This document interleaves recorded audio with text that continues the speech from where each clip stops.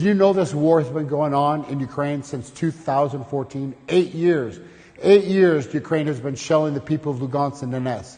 The narrative being sold in America is that Russia invaded Ukraine unprovoked, started this war a couple months ago, and this war, but actually is in its 8th year. Maybe Ukraine shelling civilians every day and killing thousands isn't considered war because America was complicit in the deaths of innocents. I've been to Donbass a dozen different times since 2016, and every time I go, I see mortars flying over every morning at dawn, crashing into civilian areas, into the malls, the schools, the hospitals, the airport, the apartment complexes. You will not hear about this in the media, and this has been going on for 8 years. The Russian military is in these regions right now, in Donetsk and Lugansk, liberating these people from Ukraine. Yes, I said liberate.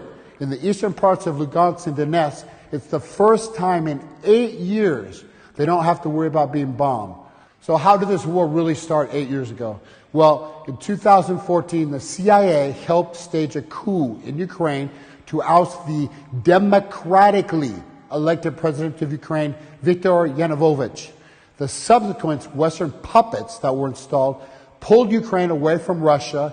They banned dissenting political parties, and they took media outlets critical of the new government off the air. So in May 2014, both Lugansk and Donetsk held referendums. In both provinces, the people overwhelmingly declared themselves as free republics. They have their own constitutions, they have their own government, police, school systems, hospitals, everything.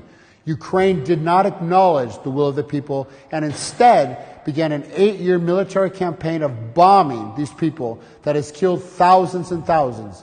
Imagine you send your kid to school every day and not knowing if this is the day that your child doesn't return home because some mortar shot from the Ukrainian army destroys the school. The Western media paints a narrative of Russia as the aggressor. But let me ask you this question.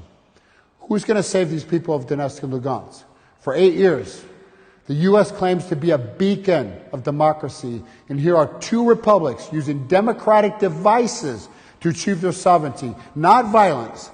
And the result is to get bombed for 8 straight years with mortars and missiles sent by fucking America. Quite ironic.